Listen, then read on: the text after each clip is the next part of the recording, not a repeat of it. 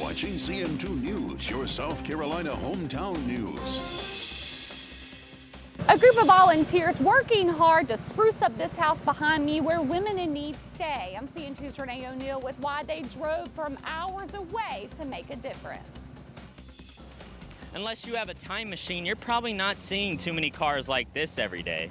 I'm CN2's Zane Cena taking a pit stop to learn a little bit more about the history behind these horseless carriages.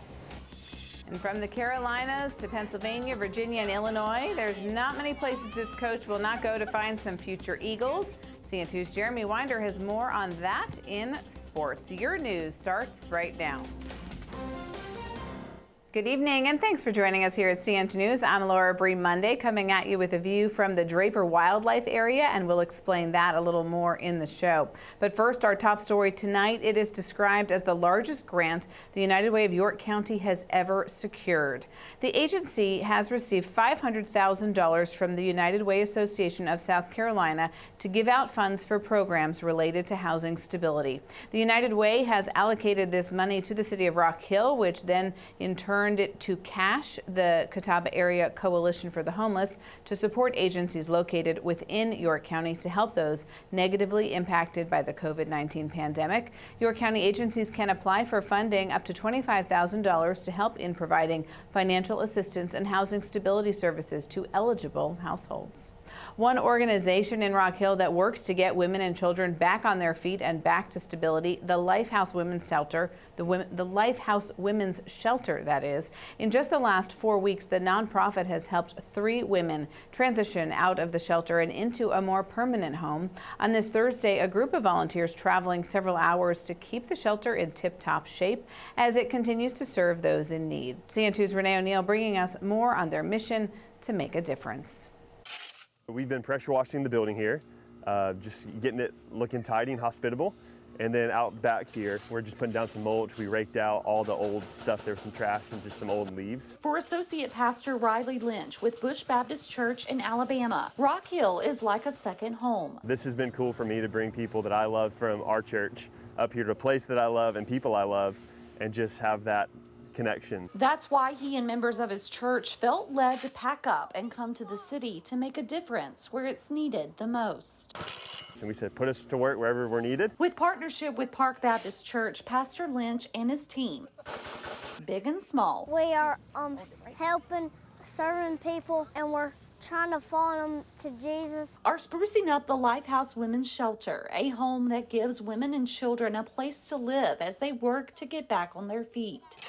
It really is an encouragement to us as staff working with the Lifehouse, but also for the women, for them to see that they're valued and that they are worth what we're doing. And so just to build into more people helping with that is really, really special. For us to be a little uncomfortable for a few hours, to help some people see the love of Christ in setting aside our preferences or things we maybe would rather be doing, to give back to them. We hope that that's a sweet model of how Jesus has loved us and laying down his life. Giving back no matter the distance. In Rock Hill, Renee O'Neill, CN2 News. Volunteers with Bush Baptist Church also worked at the Palmetto Women's Center and Winthrop BCM. And check this out, youth from Westminster Presbyterian Church in Rock Hill also helping out the Women's Life Center with several projects. One of those delivering donated mattresses to its soon-to-be emergency shelter, The Cottage, which is located beside Pathways Community Center. Coming up next week, we will have more on their efforts that are expanding the Lifehouse Women's Shelter so even more women can be helped. We're now learning the name of a 7-year-old boy who was killed in the deadly DUI crash in Chester County. The coroner says the victim was John Maxwell Shanks, better known as Max, to family and friends. This is according to the coroner. A GoFundMe page has been started to help cover the memorial costs for Max's family and to help with medical bills for his father, who is still in the ICU. At last check, that GoFundMe had collected a little more than $77,000. This deadly crash happened last Sunday. It was July the 10th on I-77. Jason Palmer is charged with felony DUI involving death and has been denied bond after hitting the car that Max was in. Well, you may have seen some old cars driving around recently, but don't worry, those aren't time travelers. It's the Horseless Carriage Club's annual tour, cruising the roads in anything built before 1928. CN2's Zane Cena catching up with the drivers to learn more about the history behind their vintage vehicles. They have a lot more history. Grady Royal may be young, but he's got a pretty old interest. His family is part of the Horseless Carriage Club, a group of car enthusiasts who love driving like they live in 1928. I think they're really cool because they're like old from the old times where our grandparents came from. The club is currently holding its 70th annual tour where they drive around 100 miles a day, making pit stops in places like Chester to show off their antique vehicles. Tour organizer Jeff Jones has been attending since the early 60s and looks forward to it every July. Years ago, it was about who had the fanciest car and could come on the trip, and it's turned into more of a family event. So now it's like a week-long family reunion. Many of those families grew up around these classic cars and have continued passing the history of the vehicles on to the next generation. Daddy brought the car home the day I turned 3 years old, and my mother was very mad with him for breaking up the birthday party. And Daddy says, "That's not my car, that's Jeff's." While each of the vehicles here can teach us a little bit about the history of the car, this one in particular gives us a closer look at Rock Hill's role in the automobile industry. I want people to know that we didn't just grow cotton and make cloth.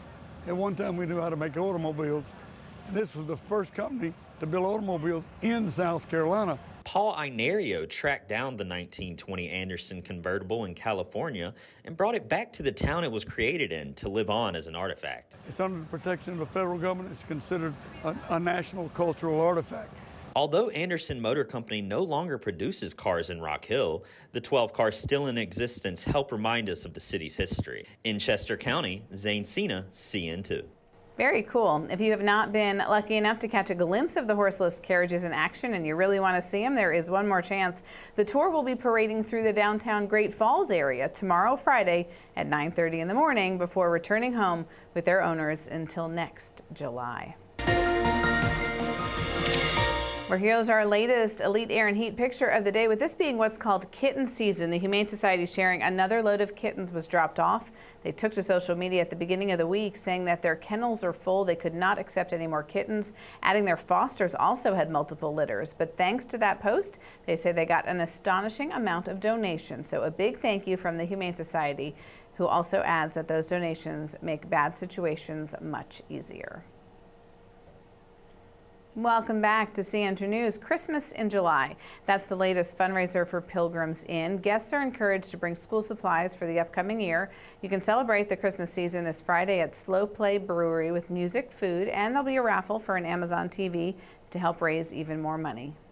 We get together and have a good time, but in the summertime, people are off during their vacations. Things slow down a little bit more in the summer, and we see that support does slow down a little bit. Sometimes we get a little less food donated to the food pantry. Checks are a little slower to come in to support our ministries and our services.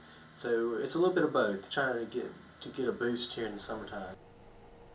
Christmas in July will start this Friday at 6 p.m., runs till 8:30, again at Slow Play Brewery on Columbia Avenue in Rock Hill.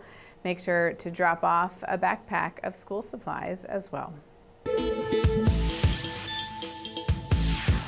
Hi everybody, I'm Channel 9 meteorologist Keith Monday at Severe Weather Center 9 with your CN2 forecast. Going into our Friday, and expect the heat, the humidity not really changing much across the Tri-County area. And by the time we head through Friday afternoon, you'll start to see the cells begin to bubble up, kind of starting down to the south first along the last bits of a weak cold front that came through on Wednesday. And that's going to bring downpours maybe early afternoon Friday, already around Lancaster, Great Falls, Rock Hill, TGK, Fort Mill. Everybody will have that threat going into Friday afternoon. By Friday evening, it begins to dissipate a little bit. So hopefully that bodes well as we go into our Friday plan. So your hour-by-hour forecast, watching for the afternoon storms, mid and upper 80s again, very humid air. Will maybe even bring a little bit of fog around early into the day. As we go through our weekend coming up, not a huge chance for rain, just the heat of the day stuff is going to stick around. It's not going to wash out your outdoor plans this weekend, but keep in mind those storms will be around. Does look like a touch more heat, though, could be coming our way next week. All right, Keith Monday, thank you. Nice that humidity is disappearing just a bit. Well, the Lancaster County School District continues to stress the importance of safety as we approach the new school year. That starts tonight's digital dashboard. Starting in the fall, Lancaster will begin a clear bag policy for home, athletic, and designated events. Spectators will be permitted to carry one large clear bag. To see what kind of bag is appropriate, you can see it on your screen or follow the Lancaster County School District on social media for an even closer look. Well, thanks to our friends with the City of Rock Hill, they featured Lucas and myself on their latest City Cast. It's a podcast, and we talked about the role of TV news and the local community, as well as a little bit about ourselves. That podcast is now online. You can find it on CN2.com. Well, as we head to break, we leave you with the beautiful sunflowers now peaking at the Draper Wildlife Area. That's right near Brattonsville in western York County. It's run by the State Department of Natural Resources, and the goal of the area is actually to ensure plenty of seed in time for the opening of dove hunting season Labor Day weekend. But in addition to that, it creates, of course, a beautiful photo backdrop or just a wonderful place to go out and enjoy. It is free to visit and take pictures, and they are open from dawn to dusk.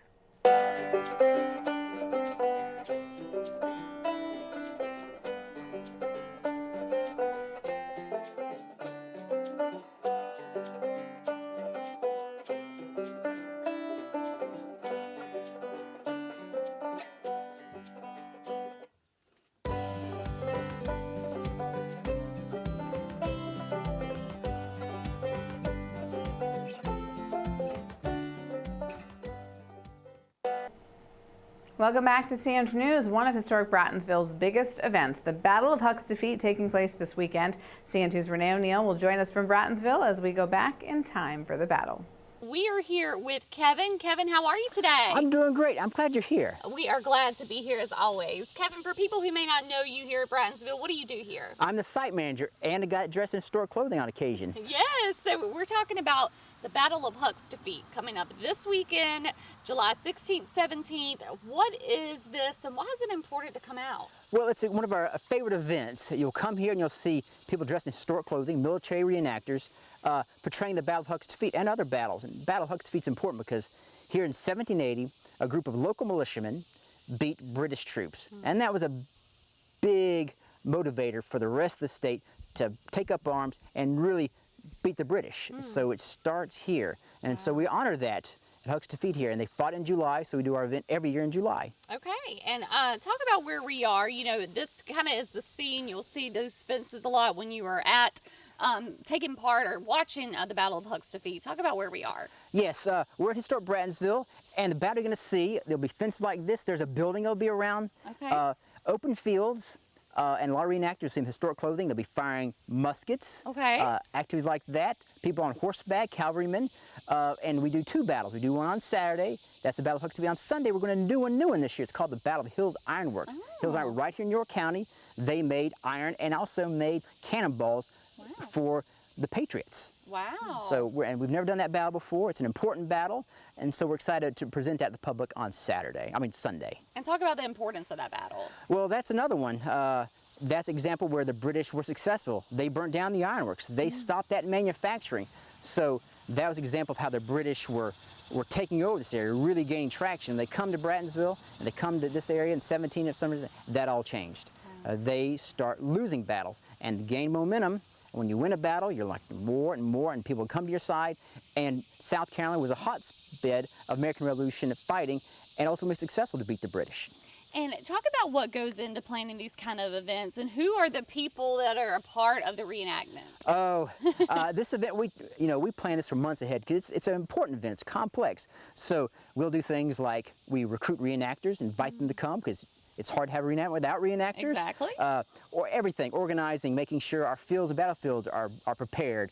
We've taken care of fire ants. We make sure we have food. We even order porta-johns. All those things that you don't think about, we want to do to make sure the event as interesting, entertaining, as comfortable as it can for visitors and volunteers and reenactors. And your outfit you have on, is this something we can expect to see? Yes, you can. Okay. I am dressed like a militiaman. That means a volunteer soldier, the kind of soldier you would see the American forces using at Huck's Defeat. Wow. I've got my hunting shirt on. I've got my breeches, short with socks. You don't see a lot today. Yeah. My vest. And so you'll see people like me with muskets. You also see women dressed out. Women were active part of military life in the 18th century. They helped soldiers. They cooked. They provided services. And also, often they played significant parts in the battle. Like the Battle of Huck's Defeat, a wife was there, and she played a role in the battle. So there's women as well. And we talk about African Americans in the American Revolution. They're large numbers of African Americans here in the community, enslaved populations, and they also took part in the American Revolution. So we'll have someone presenting and talking about that as well. Something we often think about. There's a lot of groups, women, just not soldiers, African Americans, the whole community was affected by the war here in the Carolinas. And for those who want to come out and see, should you bring anything with you? What should you do? What's the best time? Well, I mean, our battles are 2 o'clock. Okay. I recommend coming early. Something to see all day long. Yeah. Our doors open at 10. I recommend coming early so you can see every activities, cookie demonstrations, presentations. You can take part in musket drills if you're a kid or adults. Okay. Toys and games. The battles are 2 o'clock both days, but remember, come early, prepared for the heat. Yeah. We do sell drinks and things like that, so you're not stuck out here with nothing. Right. But yes, come out, prepare, like you do, go to a park. Good shoes, things like that. And, prepare to enjoy yourself. It's one of our favorite events, and it's very historic significance, so we're proud to present it. You can learn more about the Battle of Huck's defeat and Brattonsville by visiting the York County Culture and Heritage Museum's website. Well, stay with us. CN2 Sports up next.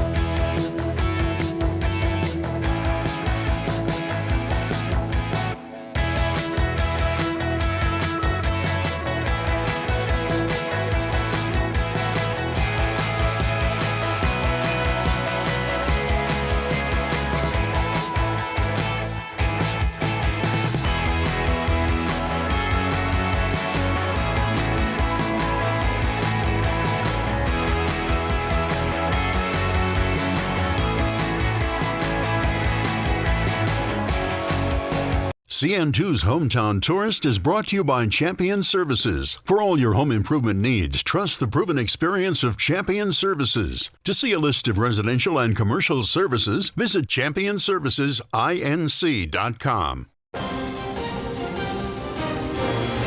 This is CN2 Sports. Summertime means travel for some coaches. CN2's Jeremy Winder will fill us in on who's been hitting the dusty trail over the last couple of months, as well as a look at who advanced in State Legion Baseball playoffs. Here is your Thursday Sports Report. With so much change going on around the Winthrop Athletic Department, it's great for teams to have some stability, and one of those squads getting that is women's lacrosse, with Coach Kara Konchak traveling all up the East Coast. Kara recently finished up a trip to the Philly Summer Showcase in Pennsylvania, and in 2 weeks she will be heading to Illinois. Konchak was announced as head coach less than a month before the season started, but still managed a 3-6 conference record to earn a spot in the Big South tournament. And here's an update in the American Legion Baseball playoffs. Fort Mill Post 43 went on the road and made easy work of Inman, winning 9-1 for a 2-game sweep, advancing to the next round. As for Lancaster Post 31, they knocked off Gaffney easily 7-1. And they will begin play against Greenwood next week. Unfortunately for York Post 66, they had little offense and almost no defense in an 11-1 defeat against Greer, ending their postseason. Second round games are set to begin on Monday, July the 18th. And another week will bring another hoops tournament to the Rock Hill Sports and Events Center. This weekend, it's the Big Shots Nationals powered by Precision Genetics. Just under 200 boys teams will be in town from across the Carolinas, Georgia, and even the D.C., Virginia, Maryland area. Following your Thursday CN2 Sports Digital Scoreboard, another event happening this weekend as the Carolina Cardinals are hosting the Cardinals Classic Showcase softball tournament starting on Friday at Cherry Park. The event will feature around 30 teams playing over 3 days, so be sure to head on out if you'd like to see some softball action. And from the town of Fort Mill, the Nation Ford Falcons have named a new head baseball coach. Jeff Stack, who previously served at Sun Valley High School in North Carolina, replaces Michael Lewis, who is going across town to Catawba Ridge High School. Stack inherits a team looking to improve on a tough 2022 campaign where they went 8-20 overall. Despite that, the Falcons did make the postseason and just missed advancing to the upper state round by 1 game. Congratulations to Coach Stack, and we look forward to great things from him. And speaking of looking forward, be sure to tune in on Friday where I'll be speaking with another new area Tri-County head coaching hire. Until then, hope you have a good evening. This is Jeremy Winder, CN2 Sports. Jeremy, thank you as always, and thank you for watching CN2 News. We'll see you back here tomorrow night with a brand new newscast. Have a good night, everyone. Take care.